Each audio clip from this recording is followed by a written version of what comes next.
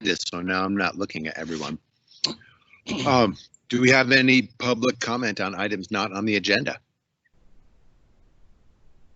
All right, seeing none, let's jump right to Heather Powers and discussion on Bonner Milltown Community Council bylaws. Good morning. This is something we initially brought to the commission in our update, kind of give you a briefing on Monday. I don't know if there's any further questions or concerns you have past that, but just as a summary, Bonner Milltown Community Council has submitted their proposed bylaw revisions. The significant changes to those, other than just some grammar and clarity issues, was first under membership. They had specified in the revisions a total of 6, 5 regular and 1 alternate. The issue that had raised some discussion prior was they have added a portion about members who leave council boundaries during their term may be allowed to finish out their term. They won't be up for re-election, of course, but they would be able to, if they still want to continue and support their community and be an active part of the council, finish that term. Additionally, there's a small blurb about being allowed to participate during times when they can't physically attend a council meeting. Remote meetings definitely are a thing since then. Bonner Milltown had originally submitted and approved these in their council before the entire COVID situation started. So, of course, now we have other some broader discussion that'll be happening regarding remote meetings and bylaws. But the other additions were just a few things that they'd been missing from their bylaws previously, that now that they're in there, it brings them in line with the resolution 208-155 that governs all boards and councils bylaws. And those additions, so that they're now in line with that, is the oath of office, mention of the board training, and adherence to county policy. Those things hadn't been explicitly stated before, and now they are. Did the commission receive the email I sent out? It was very late last night, but it had a little bit of additional information to provide about the detail with the members leaving the council boundaries, kind of a little bit of history on. Heather, could you describe that? Because I have to confess I'm not caught up yet this morning. Yeah, absolutely. And let me pull that up. That was something that I ended up sending out fairly late last night, kind of last minute when I got the reply back from Bert. Let's see. And we'll track that down again. I had it open and of course now it's not, so 1 moment.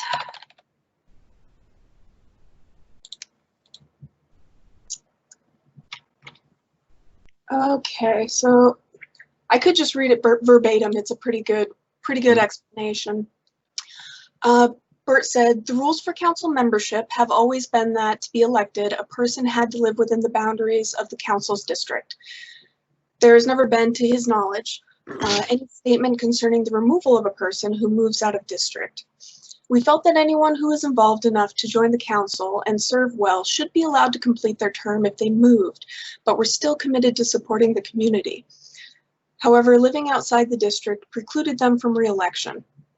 When our secretary moved out and wanted to continue on the council, we realized there were no specifics in the bylaws addressing this issue and wanted to clarify how the community wanted it to be handled in future cases. We actually had quite a discussion about allowing them to continue being re-elected. In addition, our secretary has since resigned, and the commissioners have recently appointed a replacement. He said he hopes this helps. Feel free to call him with any questions. So I think a big takeaway from this might be, since there wasn't specific language addressing this sort of circumstance, kind of where the little bit of a different approach came from, which might be something, going forward. I know there's concerns about consistency in bylaws. That might be a further discussion that we'll definitely be having, I should say. will be a future discussion. I know that will be coming up, but in the meantime, I feel that's a pretty good background for where the council's coming from. I don't know if the commission has any further questions about that, but I don't have any questions. I guess I'm not fully on board with, I get the idea that, okay, you've got some committed member of the council who, for whatever reason, midterm moves away and still has some attachment to the community council, but to the extent they're gone outside the boundaries of the council district area, I'm not fully on board with the idea of just letting them continue on to serve out the term, particularly since we're saying serve out the term regardless of how much is left on the term, which could be almost the entire term, or it could be the last month or something of the person's term. Did Bert talk about that, or did he like in their discussions? I don't have specific details for that. It's something I could definitely ask him about. I would say that's a very, very good point. You know, the time frame. You know, going forward, if we need to look at it, I think it's a very valid concern. Do they serve out the whole thing? Yeah. I mean, how long are the terms? 3 years? 3 years? Yeah. Can I just say one? Go ahead. I interrupt. This is Sarah Bell. I think in this situation, so Ryan was resigning. He only had a year left, and he was moving to Missoula from Bonner area. So I think in their minds, he was close enough to still be active, and he only had a year left. But in most historical cases, if someone moves out of the district, they just respectfully resign their term and they fill the seat. I think if we start allowing someone to finish their term when they move out of the district, someone could move across the country and still have 2.5 years left on their term. So I think it just creates a lot of questionable situations that might come up. That's just my take on it. But May I interrupt too? So Ms. Powers, I'm Brian West with the County Attorney's Office. I don't believe, I'm not aware of these bylaws coming through us. Is that correct? John Hart has seen them. Okay. He said there was no legal concerns, but beyond that, they're definitely, while they're not breaking a law, whether we have other concerns is a separate thing, I suppose. And not having the benefit of spoken with John beforehand, I just wanted to tag on to Commissioner Strohmeyer's concerns. I'd be a little bit wary of the vacancy provisions under Montana law for appointed or elected officers. And so it may be that by law, somebody who has vacated the area no longer is qualified to serve on that council, regardless of what the council wants to do or their commitment to the area. And Brian, I guess maybe I would suggest we postpone and double check that if it hasn't been vetted. Well, and that's a good point, because these are designed to be elected offices. More often than not, folks don't file, so we end up appointing, but that's an interesting suggestion you make. Brian, what's the name of that law again? I don't have it in front of me, but under Title VII, we do have some Title specific VII? statutes that govern when an office is considered vacant. And oftentimes that does include no longer qualifying under the residential requirement in that statute. And I can certainly pull it up in short time. But. Yeah, that'd be great. Yeah, and you know, my 2 cents on this is that we rely on these community councils to really kind of have their finger on the pulse of the issues of the day within their community. Sometimes they're quite like thinking about the Condon area or something, or up in the Swan. They're way far away from us, and I think it'd be difficult for someone to maintain that level of understanding if they're not living there. At the same, I feel like these are rural, small communities, and man, when you get someone who's committed to these councils, these boards, the pool is just limited. And so, I mean, I feel for them, because if you have someone who's committed, and who knows the area. I mean, it's just hard to find good folks to serve. One thing I should probably point out, and it's a big county, so I don't know how much of a difference this makes, but specifically in the language of the bylaws, it specifies if someone does leave council boundaries, they still have to be within Missoula County to complete their term. So they couldn't just move across the country out of state to a different county. That is in there in the language. And again, the difference between the Swan and Lolo is huge. Yeah, so, I guarantee that if someone was moving from the Swan to the county line south of Lolo, that might not sit particularly well. What if we postpone this and take it up as a discussion in maybe the next CAPS meeting? I don't know, to hear back from county attorney's office and maybe just have some more discussion on it. Yeah, I like that idea. Let's wait to hear what Brian says about Title VII and see where this fits. okay. I can give Bert an update and let him know that we're just making sure there's no electoral legal concerns, really. I think that's what we're hearing, so. Thank you. Thanks. And Heather, I just want to make sure we relate to Bert the whole story here, in that it isn't just a matter of this is a thumbs up as long as there's no electoral concerns. The electoral concerns are there, and I think we still want to have more of a discussion on this, just so he's fully aware. Absolutely, absolutely. I'll let him know. Thank you. Yeah. Yep. All right, we've kicked that can down the road. Let's see if we can delay Nicole. Hi, good morning. So this item is just the last piece of paperwork to close out the Big Sky Trust Fund grant for ClassPass. That was awarded in 2018, and the request is that the chair sign this closeout certification. As you probably remember, ClassPass was awarded to create up to 80 jobs. They created 40 in their first year, and then due to COVID, ended up doing some layoffs. And so we're closing out this grant with just the 40 jobs they created in their first year, which they continue to retain on staff. And they are basically withdrawing from the program, closing out, having not fulfilled their second year of hiring.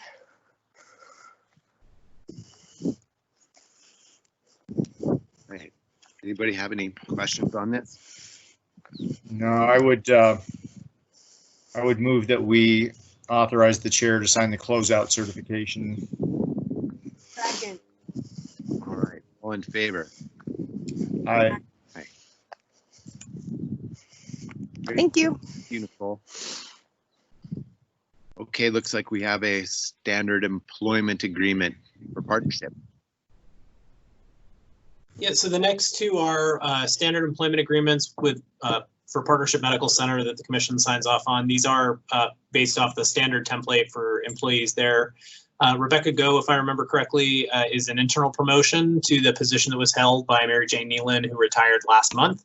That's the first one. And then the second, I believe, is a renewal of the existing employment agreement with Ms. Blanchard to be their director of nursing. Okay. I motion to approve both those contracts. Second. All right, all in favor? Aye. Okay, great, thank you.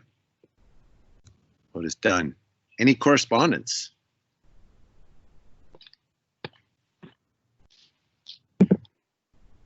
Nope. Been getting passenger rail support emails that come from all over the country. Oh, that's so great. That's so great. Let's segue right into that discussion item. Yeah, so what we have before us today, it's not an action item per se, other than just being an opportunity to see if everyone on the line here is on board with the language in the final draft of the resolution, which would establish a regional rail authority here in Montana. And then also I drafted a cover letter that would go along with this. And my plan would be to send out our cover letter and the draft resolution to all of the potentially participating counties throughout the southern tier of Montana. Give them till the end of June, which since we're a quarter of the way into June here is not that far off, and give those counties till the end of June to weigh in whether or not they are interested in participating initially or not. Based on who responds back to us, we would then plug their names into the resolution and begin the adoption process by our respective counties. Great. Great. And this resolution also, with the help of Dory Brownlow and John Hart and our bond counsel, Dorsey Whitney, has been reviewed and vetted, and I think we're all on board with this passing legal muster, and I guess we'll see what the other counties think about it also, but I think we're ready to roll into the next phase of this. So exciting. Martin, do you have any questions? I don't believe at this time, but I do. Thank you. Yeah. So Dave, we're still thinking we'll, initially would Park County, Broadwater, and possibly Butte Silverbow be interested partners? Well, those are the counties who have commissioners who've expressed an interest to me. Mm-hmm. So I would say probably those are the most likely counties, but there's a bunch of these counties that I've not heard from. So who knows? They might weigh in also positively. Oh, that's really exciting. Thanks.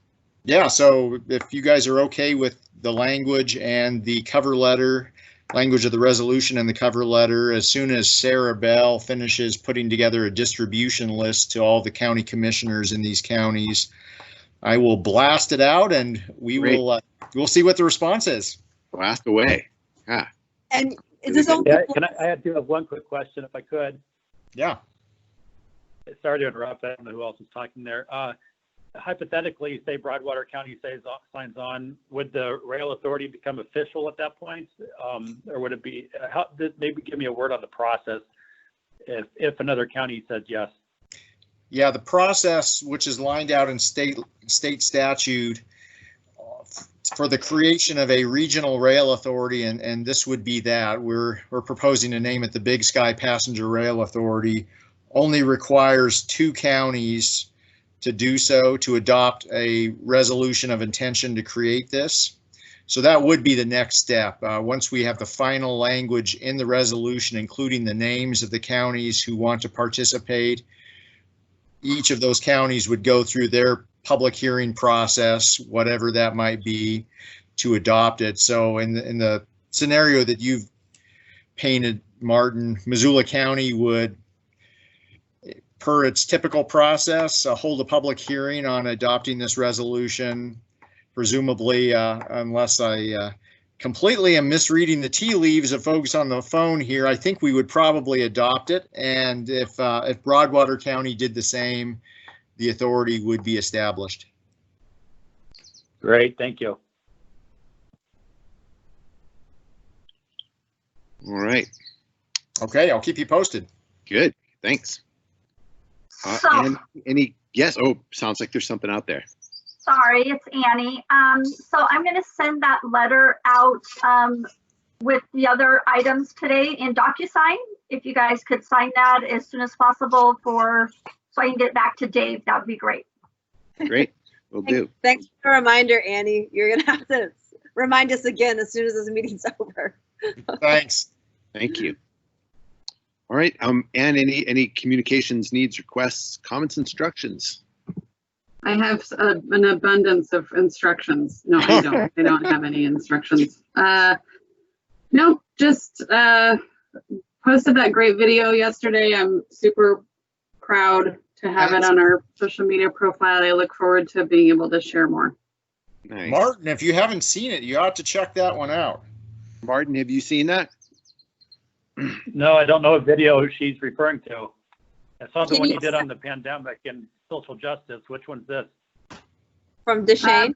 There's a new video posted last night with Deshane Barnett from All Nations Health Center, and he has some pretty incredible words to share. Okay, I'll look for that. Yeah, Martin, we invited Deshane to speak. You can using our platform, but he had all editorial latitude to say whatever he wanted to say about the kind of historical moment we're in right now. Okay, interesting. I'll email you a link to it, Martin. Okay, thanks, Ann. You bet. All right. We have any COVID or flooding or upcoming fire things to talk about? Seismic activity, ball lightning, or the Yellowstone supervolcano? There was a sighting of Sasquatch in the rattlesnake. What'd you say, Dave? There was a sighting of Sasquatch in the rattlesnake, I believe. Excellent. It was a great email you sent around yesterday, Dave, about the hyperblock. I had no idea that was all going on.